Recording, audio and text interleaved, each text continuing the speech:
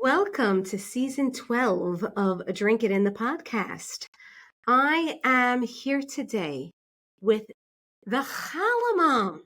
Now, one of the reasons why I asked her to come on, first of all, because I want to get to know her a little bit, and doing a podcast with someone is such a nice way to have a conversation, even though everybody else gets to hear the conversation afterwards. But she has made Aliyah. She has moved to Israel. And so I decided I'm going to reach out to the challah mom and see if she can join us. And she said yes. And she's so gracious. Thank you so much. But before she became the challah mom, she was somebody else. And that's what I'd love to get started with. You can introduce yourself and really give us a bird's eye view of who you were prior to the challah mom. Okay. Well, first of all, thank you so much for having me. So I will say this is that I'll do like a quick synopsis. So I'm born in Israel to Russian Israeli immigrant parents. When we moved to Toronto, because my parents have that Russian background, they enlisted me or enrolled me, not enlisted, although it kind of felt like an army, in a ballet studio, Russian Vaganova Ballet. So I have been dancing for many, many years. Doing ballet and other types of dance. So I think, the stage has always been a comforting place, a familiar place. And I grew up in Toronto. I spent 35 years there. Wow. And I wasn't raised, I would say, in a traditional home by any means. Like, I knew I was Jewish. And we celebrated the Jewish holidays, but not all of them. And it wasn't until maybe I was 14 years old and I was part of NCSY that I started to dive a little bit deeper into our Jewish heritage, our Jewish culture, our Jewish history. I wasn't afforded the luxury of going to Hebrew day schools. So a lot of the knowledge that I had prior before really just was passed down from my parents. NCSY Canada gave me the opportunity to go to Israel for the very first time since immigrating. And I'll be forever grateful to them because I met my then boyfriend, now husband. Oh, that's so cute. How old were you? How So I old was were 14. you? It was the 14. summer I was turning 15. And Wow. so he's the only boy I've ever kissed. So, and so I married him. And so we've been together ever since. And so we've lived in Toronto and we've sort of also been on this journey together, because I'm what we call Chozera B'Tshuva, Bal Tshuva.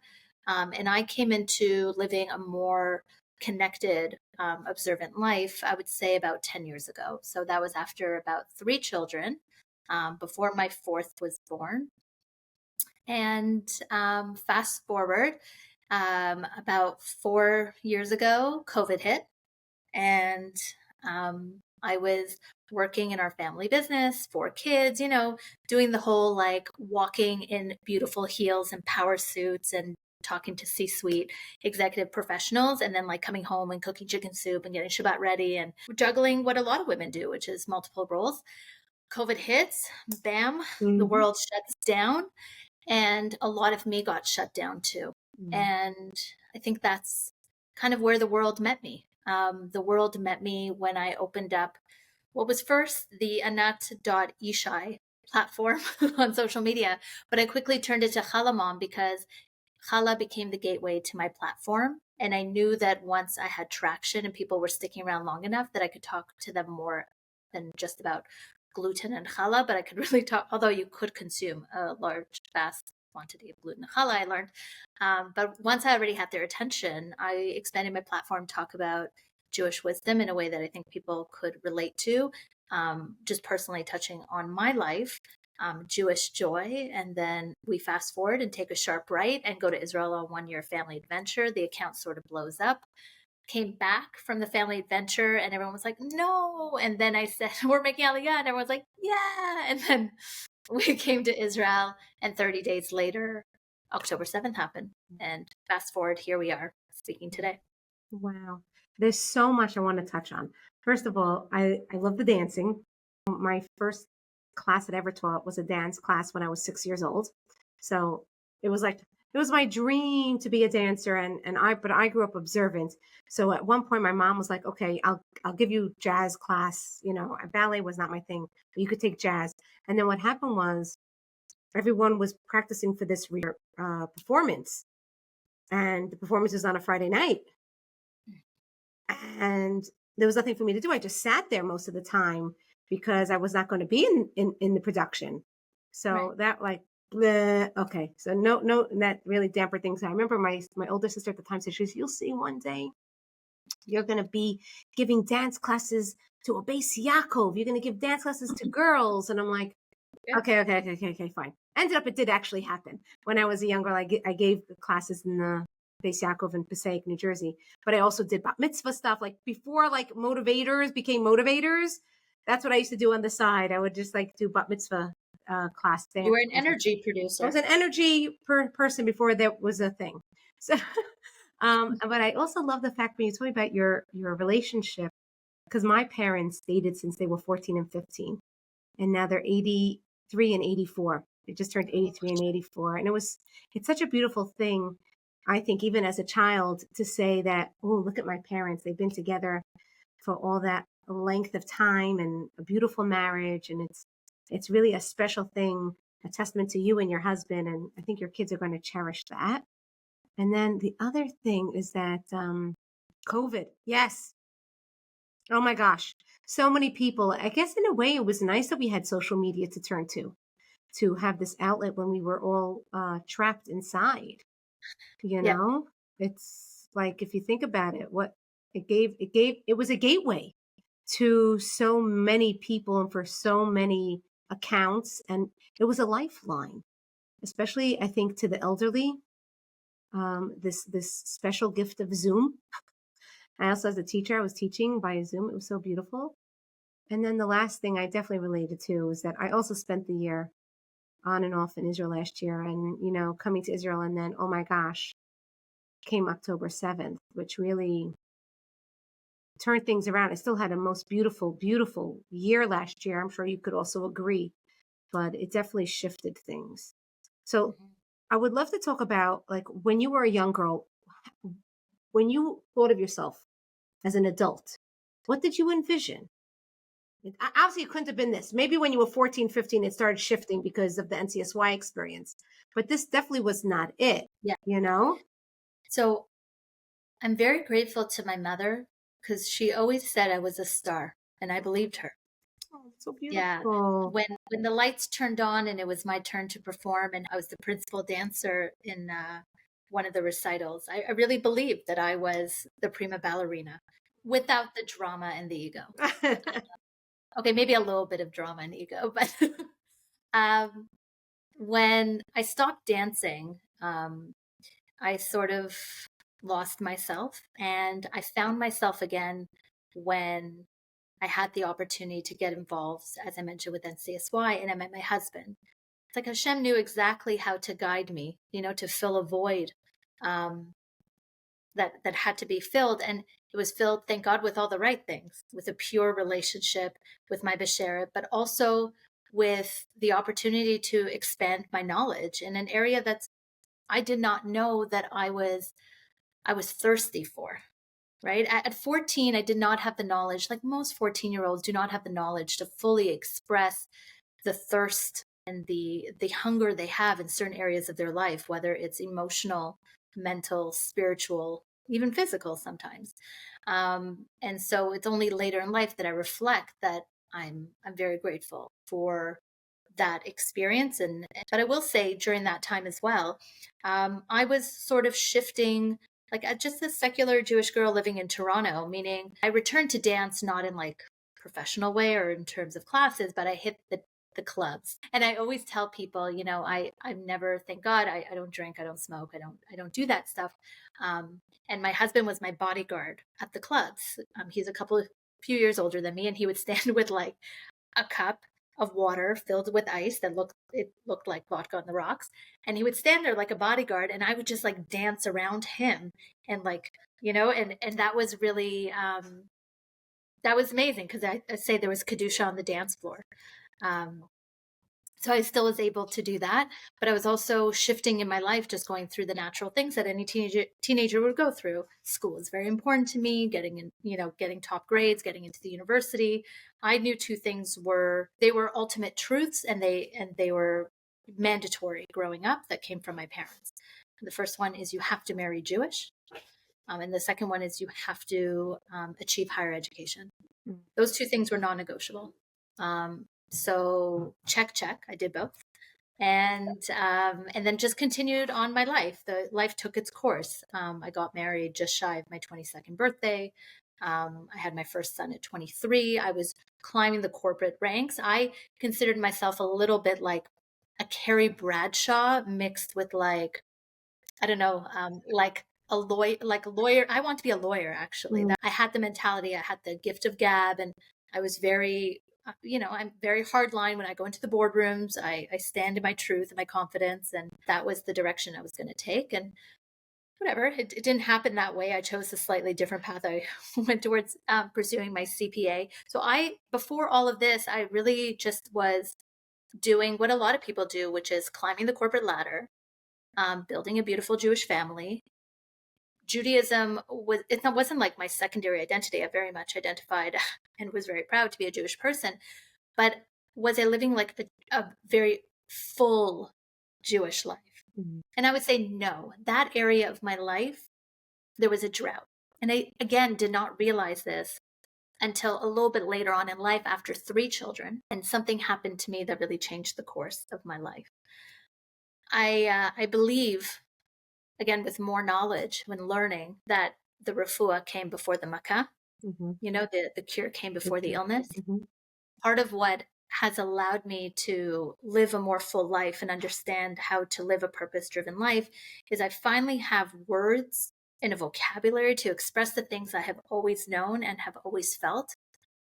But it wasn't until I started to learn from our Jewish sages and from our Jewish texts and from our rabbis and really dive deep into Tanakh, Torah, Pirkei Avot, Musar. So that was the reawakening of my soul. And from there, growth became a compounded effect. Mm-hmm. So after our 3rd child, we were already sort of moving this direction of growth-oriented family, learning, attending Bet Knesset, shul once a week, starting to take devices away from the 2 older boys just on Shabbat, Mm-hmm. that we were interrupted in our lives with a very big health scare with my 3rd child. And she ended up in the hospital for a couple weeks with a collapsed right lung and basically very complicated pneumonia.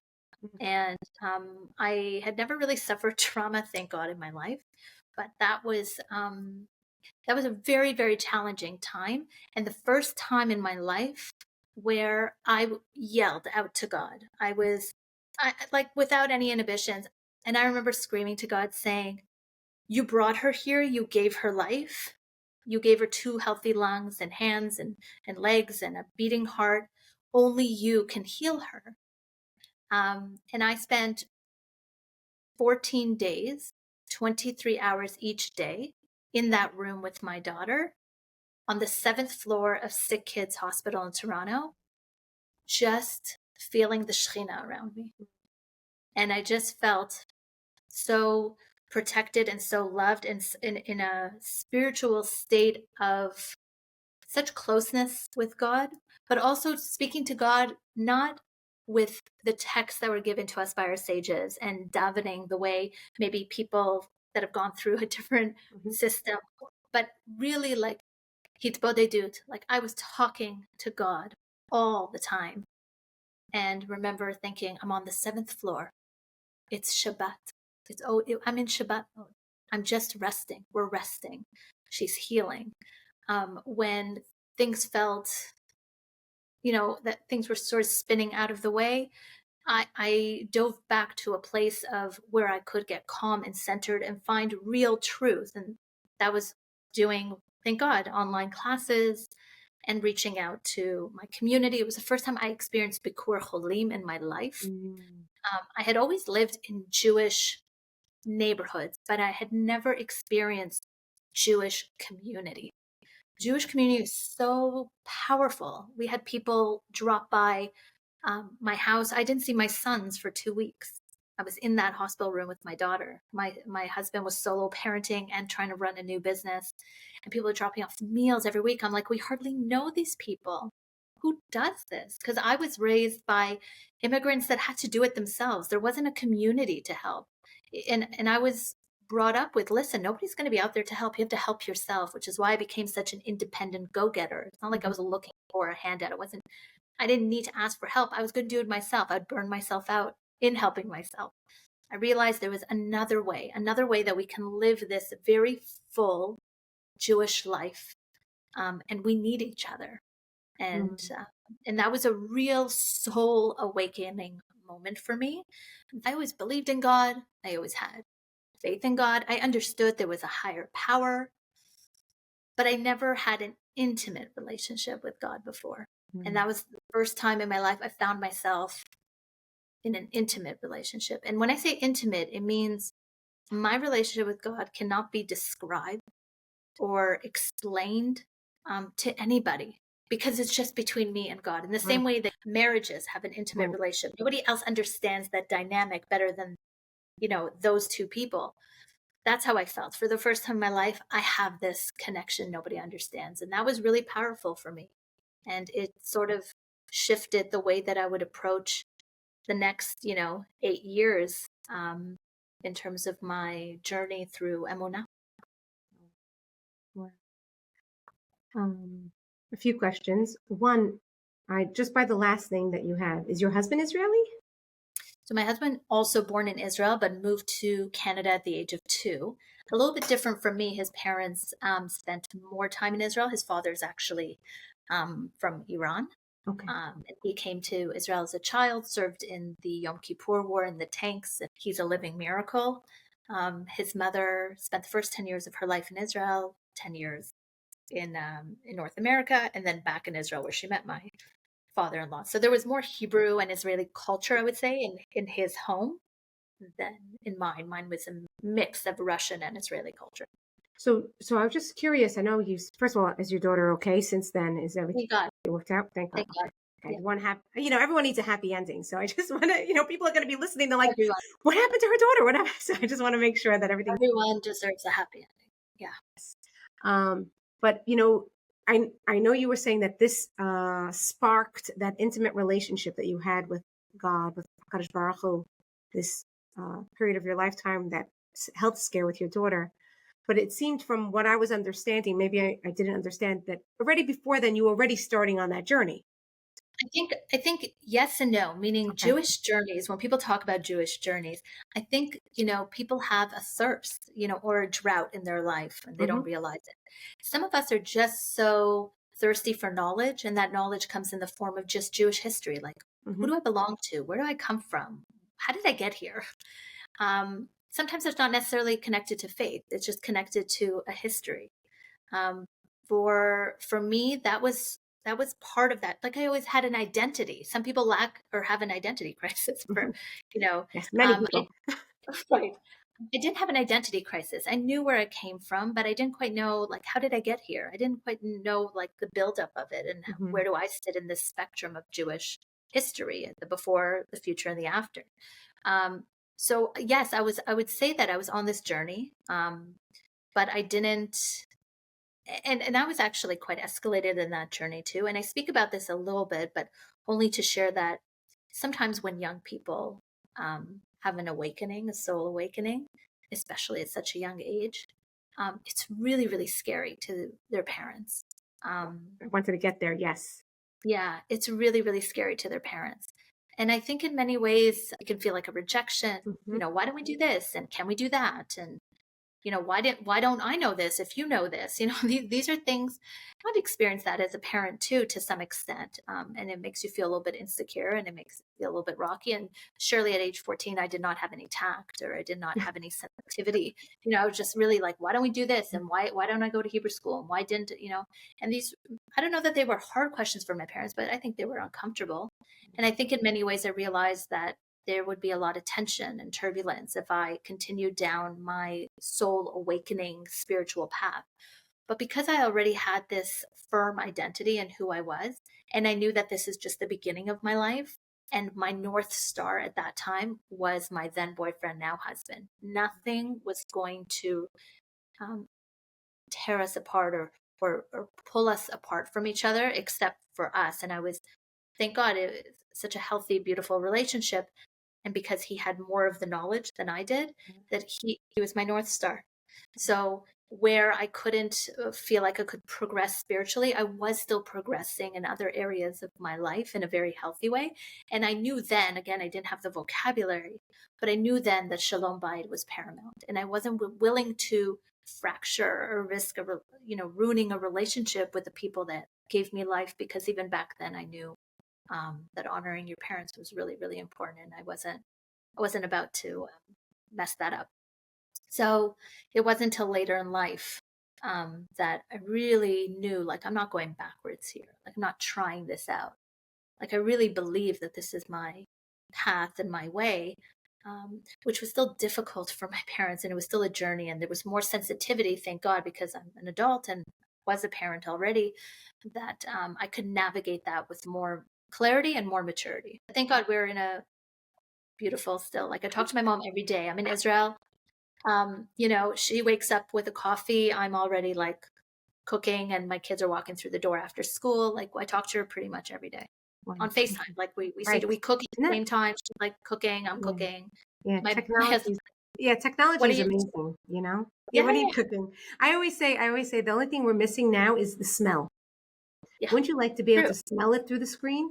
Like you know how everyone posts all the food Yeah, on yeah, yeah. Instagram, like that looks good, but Scratch and sniff. right? Exactly, Yeah, exactly. I always say that. yeah, Well, they got to develop that technology.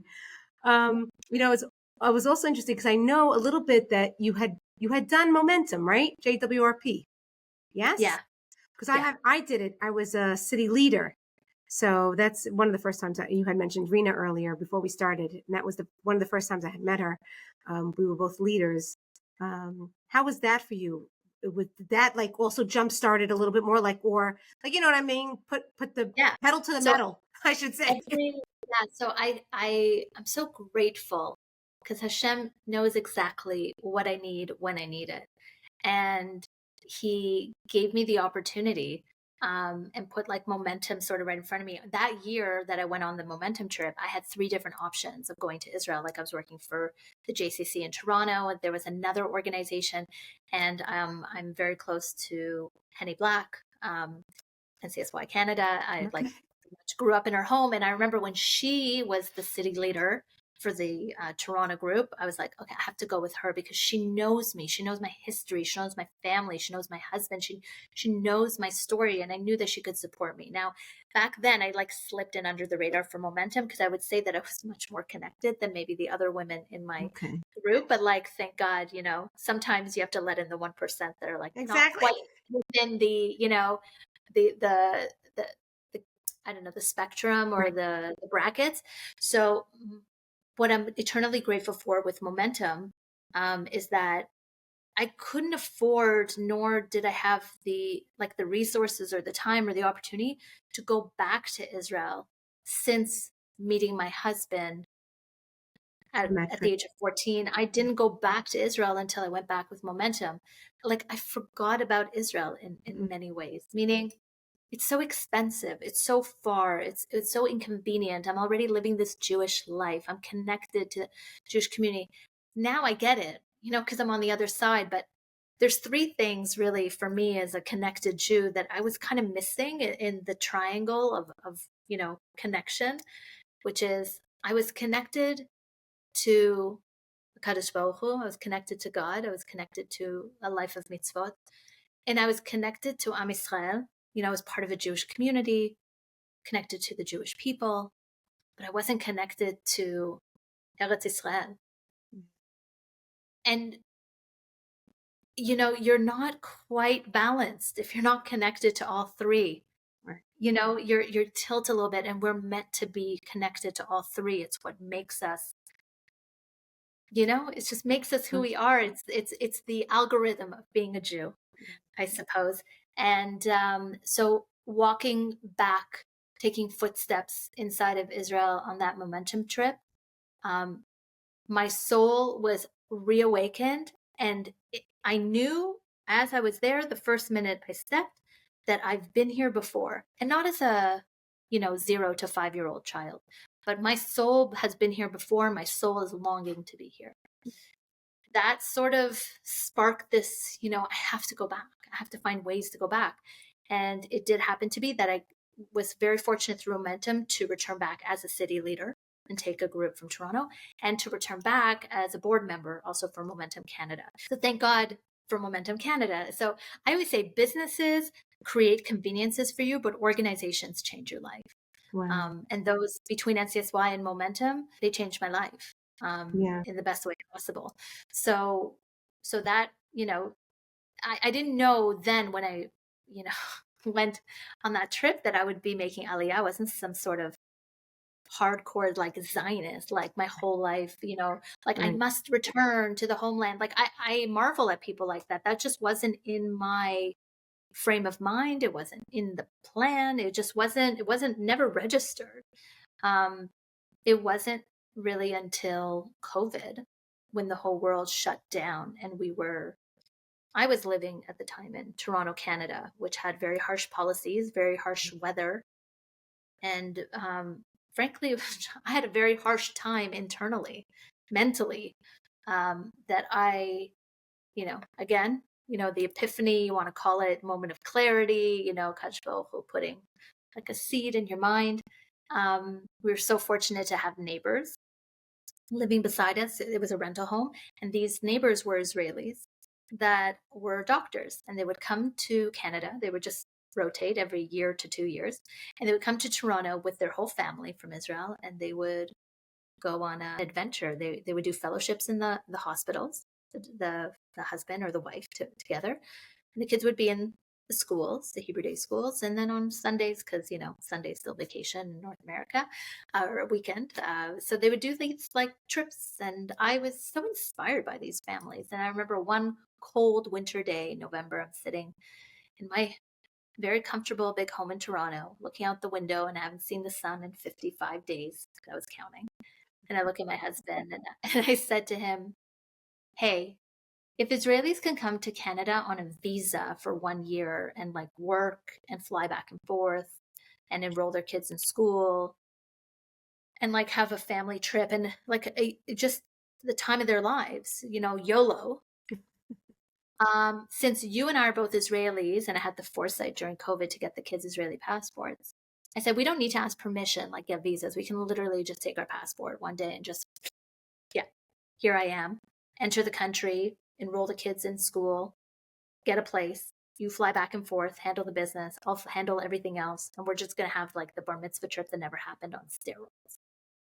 And he was like, you and your ideas. I'm like, just think about it. Just like, let's pray on it, like, and slowly but surely, I have an amazing husband. He comes along on my crazy, crazy expeditions in life. And that's what we did. And that's how we came to Israel on our 1 year family adventure. It was basically, we told our family, 5 friends. And then the next day we land and I tell social media world, we're in Israel on a 1 year adventure. I remember that post. I remember. Oh, it's so funny. I just want to go back a little bit to momentum and the profound things that you had spoken about, because it's so beautiful and so beautifully said. Also, I just wanted to say that when you told that little snippet about you and your husband dancing, you could see you just glow.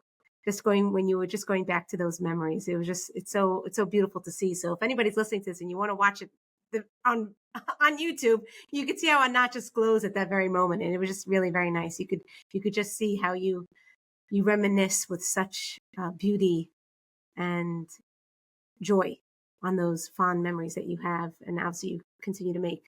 But momentum, it's so funny. I always have had this connection to Israel. I've been going to Israel since I'm 10 years old. Dream of mine to live there always. And God willing, it should come through to fruition. Amen. And when I get off the plane, it's just something I tell people, either you feel it or you don't. It's very hard for a person to obtain that feeling, but it's just this feeling I have in my soul when I land. But you had mentioned that that's got ignited for you. That feeling when you went for momentum, that got ignited. For me, what got ignited was my connection to myself. When I went on momentum, and I know the exact moment, and you'll remember this moment because all the trips are the same. Friday night, at the Kotel, at the Western Wall, 300 women in a circle, dancing and singing. And my co-city leader pulls me in and she says, Jordana, go lead us, like in a song. And I start going, like, and everyone's responding and I'm teaching everybody. And I'm like, I can't believe this. Just the unity and all the women just together, that energy, that women energy, that sense of empowerment. And it just reignited something within me. And I was like, where have you been, Jordana? I feel like I died, chas v'shalom, at age 18. And then I was coming back to life in the year 2017, I think it was 2017, perhaps, oh my gosh, where have you been? And it was just unbelievable. And that's when I started this, this whole getting prepped and getting ready for this journey of speaking and public speaking and sharing my thoughts. And it's so funny. I don't know if you realize you used so many imageries of thirsty, and my brand is drink it in, because everybody is thirsty, no matter where we are. We're so thirsty for it. And so I very much understand that momentum trip was definitely a turning point for me also, but in a different aspect that you had mentioned that is so important, being in tune with ourselves. I want to shift, if we may, to now being the challah mom and what it's like, especially since October 7th, with the anti-Semitism. I know I saw a post one time, because you're dancing a lot, and you were like, dealing, obviously people must comment to you. How could you as a religious woman do the things that you do? Right? Am I right? I'm touching. I see that smile. I know what I'm talking about. I follow. I love those comments. I love those comments. Yeah. So I would love to really dive deep into the anti-Semitism and also the religious aspect. How do you feel when you get that? Because how you feel and how one responds are two different things. Right. So I'd love to touch on both of those, if you may. Okay. So let me start first with the dancing bit. Okay. The first time I ever felt offended on social media did not come from a non-Jew. The first time I felt offended on social media came from an observant Jewish person, an Orthodox Jewish person. One was from somebody who called himself a rabbi, and another one was from a woman, a religious Jewish woman. I am relatively new in my life to being an observant Jew, but I'm not an uneducated Jewish person. And there was a long time I did not dance. There was a long time that as I was growing in my Jewish observance, that I was learning and I was trying to conform, and it's part of the process of being part of a community and just wanting to maybe fit in. And so a long time I didn't dance. And I remember thinking when I started dancing again and dancing on social media, as just a platform, I was alive again. And I remember thinking to myself, okay, I'm certainly not counting anybody's point chart of their mitzvot. I'm not walking around saying you keep Shabbat, you keep kosher, you keep tachat mishpacha, you're not saying lashon hora. I'm not walking around doing check mark, check mark, check mark. I'm just looking at me. That's what I was taught, and that's what I've always believed. Look at yourself. Look at the areas of your life that you want to improve and the areas of your life that you can commit to and grow from. I grew so much. I felt it. I was better for it. am a better human being now that I followed a more observant Jewish life. That is my personal experience. And thank God I've had incredible mentors and incredible teachers, incredible rabbis and rebbitzins in my life. I also learned about these laws about dancing and where does it come from in the text, and the idea of immodesty and being in the market square and so to speak, where people equate, being in the modern square and dancing in front of other men, meaning like they can't turn around, you're sort of in their face. And the thing with social media is nobody's telling you to stay there. Nobody's telling you to get on the app, and nobody's saying to you that you can't swipe up. Right. You don't like it? Swipe up. If I'm so captivating, that's on you. Either I'm hitting a nerve, I'm connecting to your soul, or there's something else going on. Not my monkey, not my circus. Okay. And so, frankly, for me, I show up in the social media space to empower my fellow Jewish sisters. I'm very clear about that. I know that 95% of the Jewish world is not as connected as the 5%. And connected, what I mean is they're not walking away from Judaism because of what they know, it's what they don't know. So if I can show up in this public space, if you want to call it, and I offend a couple people along the way, no problem. I grew up in a very tough home. My parents, Russian, Israeli again. And if anybody's grown up in that home, like a little bit of criticism in that home. I think that was the resistance training I always needed to prepare myself for what would come at me in the social media space. So no, I'm not offended. If you don't like it, swipe up. Otherwise, if I can turn on a fellow Jew, if she has her pilot light on and I'm just there taking my light and I add a little bit more light into her world, then I know that I've done chesed and I know that the world is a little bit brighter today. That's what I know my dancing does, my smiling, my light.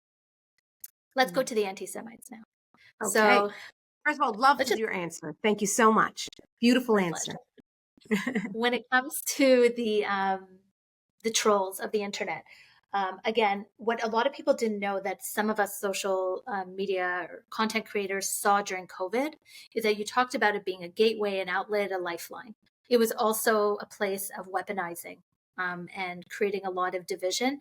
And during COVID, I tricked the algorithm because I actually grew on TikTok first before Instagram. And I tricked the TikTok algorithm to believe that I was pro-Palestinian or pro-Hamas. And we started, social media content creators start to see a lot of what we're seeing now that's so amplified and so big. We saw it then on social media. It was just lurking in the dark shadows. So I was already aware of this. I was already prepared for what would come. Certainly nobody's prepared for what happened October 7th, but I was fully prepared for the comments that I would get about the whataboutism that I would get, or that you're a baby killer and that everything that happened to us on October 7th should happen to you and your kids and your physical self, and all the negative comments about self-image. Like I'm okay, thank God. I've done a lot of the healing and the work, and so I'm okay with how I look and who I am. So that stuff wasn't penetrating, but I saw how hard that was penetrating my audience. And I decided in the challah mom way to address it.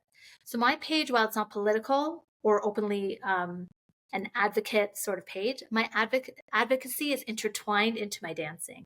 It's intertwined into how I live. I'm very visibly an observant Jewish woman, very visibly living in the Jewish homeland. I think that already says a lot about me. And we don't have to politicize it, even though the world wants to politicize it, or even Jews want to politicize it sometimes. I'm just going to be real in who I am. And I address the comments by pouring so much light and illuminating so much light on their darkness so that I can dispel it. So I feel like I dissolve a lot of those comments. It's not like they disappear. I'm not trying to make some sort of like frou la la, like it's a magic potion. But I think so much of what is happening to us as Jewish people is that we are all now much more connected in this underlying frequency that the world does not understand. On October 7th, the Jewish world went, because it didn't matter where we lived in the world, what your observance level was. It was like our hearts collectively broke into a million pieces, and we felt all the glass. We felt the shards of it fall, and we were paralyzed. And then on October 8th and October 9th, I mean, it was less than 48 hours that the world was like, and it's on the Jews. Like everything was on us. And it was like, what just happened? I'm not even processed. I Right. can't even Whiplash. I'm walking on broken glass. But in many Mm. ways, look, I was fully prepared for that. I grew up with a history and a knowledge from my parents' experience of living in Russia, of my parents' experience living in Israel during the first Lebanon War and the first Intifada. I am not oblivious or naive or ignorant to the evil of the world.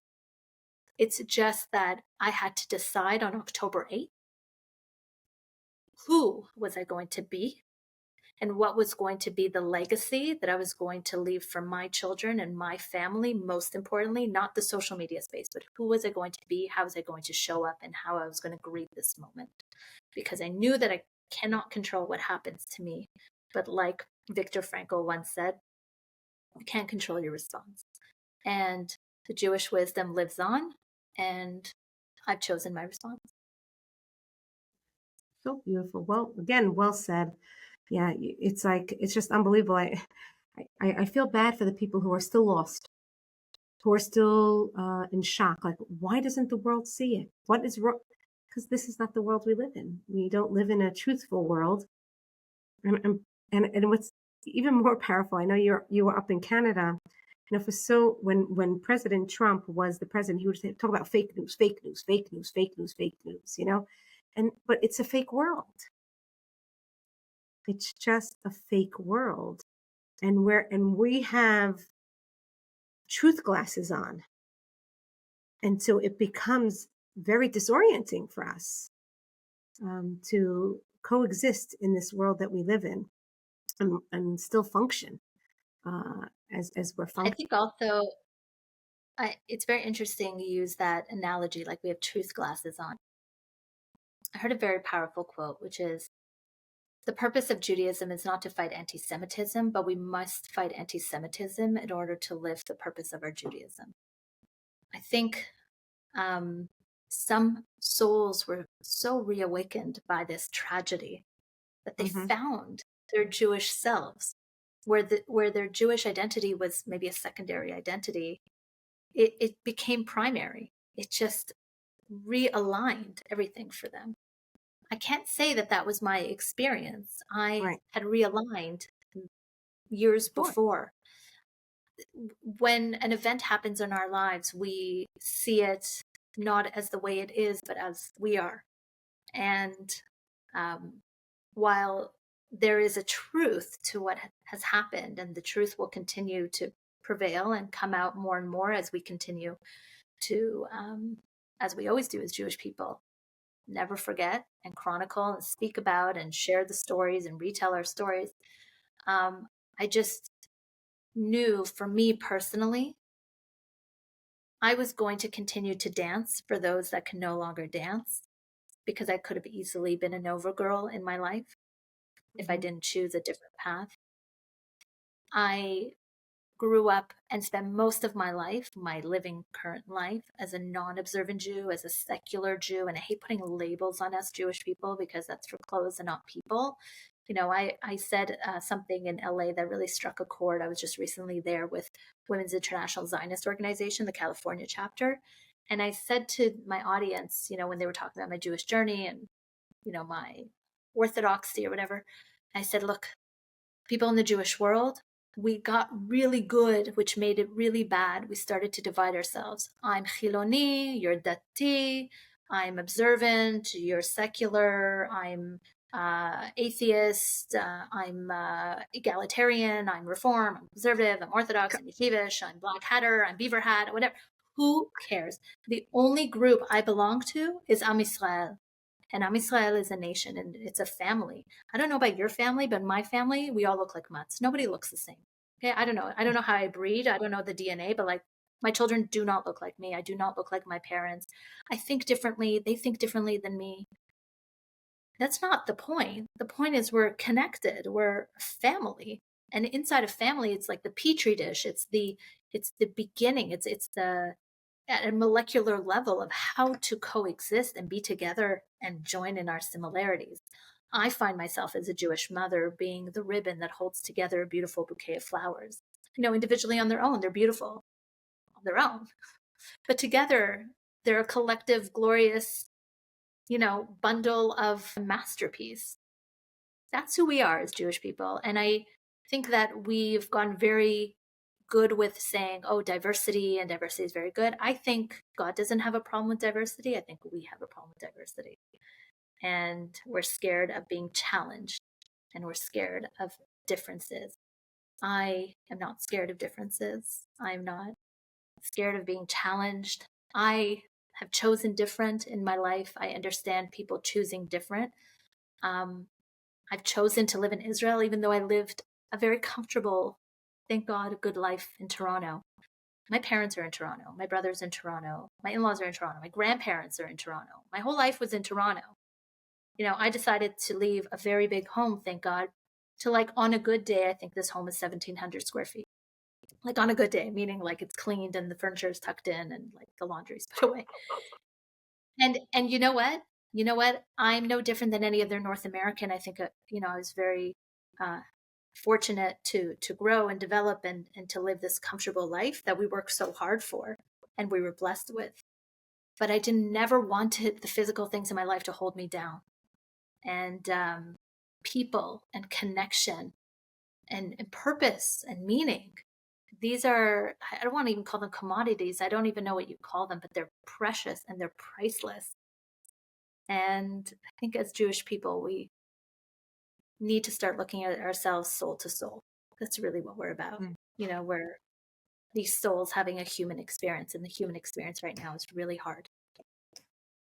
Beautiful, beautiful. And if I could come full circle, I mean, there's so much more we could talk about, but I'd like to touch on the Aliyah, but we'll have to maybe do a part 2 one day, Anat, and maybe we'll get that in.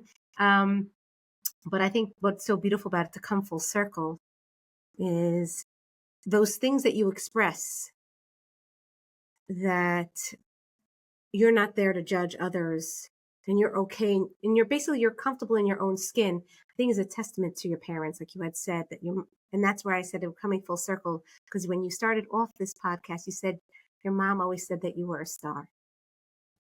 And in a way, that's what Jews are. We're stars, right? We're supposed to be as many as the stars. We're supposed to shine like the stars. And we're supposed to illuminate the night and help the moon and assist the moon. And basically, she taught you well. She really taught you well, which then gave you, in my opinion, if I'm doing a whole self-analysis, that gives you the tools. That gives you the tools to be able to be that way and to walk with that sense of self-worth. It would be a much better world to live in if we had more moms like your mom who taught her kids that they are truly stars. And I'm so glad she did, because now we get to benefit from your beautiful wisdom and your beautiful dancing. And like you said, if someone doesn't like it, just keep on swiping. And I really want to thank you for sharing your energy. Your soft tone is so easy to listen to, and your words and your journey, and sharing a piece of your life with us. So I really do appreciate you giving us the time. Thank you. Thank you. Welcome, of course. Is there anything else you want to share that maybe perhaps that you just want to say before we say goodbye? Yeah, just one thing. I think I will say something just small about Aliyah.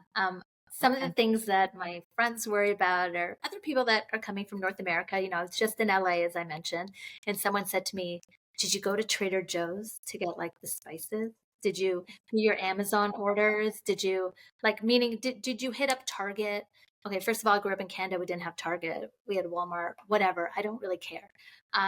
Secondly, did you go to Trader Joe's to get spices? I said, did you hear yourself? She goes, what? I said, I live like driving distance to Machane Yehuda. Can you get spices from the Jerusalem market? I don't think so. I'm not going to Trader Joe's to get like condiments here and spices. I did my Amazon orders, true, because that's the convenience, but we get Amazon here. I just went to IKEA. I get everything that I need. And that's something that I think we can get caught up in the things. But the truth is, our needs versus our wants are two separate things. And in Israel, I really believe that you can self-fulfill here. And I really wish to see the day that people have their Aliyah moment a little bit sooner than we did. But Bezlat Hashem, I hope to meet all your listeners and my fans one day at the building of Beit Shlishit. I'll be right there with my tambourine, putting a stone and building it, and I hope you'll be here to join me. Amen. Thank you so much, Anat. I really so appreciate it. Again, such beautiful words, and I'm glad you put in a little bit of Aliyah. Thank you so much. Thank you.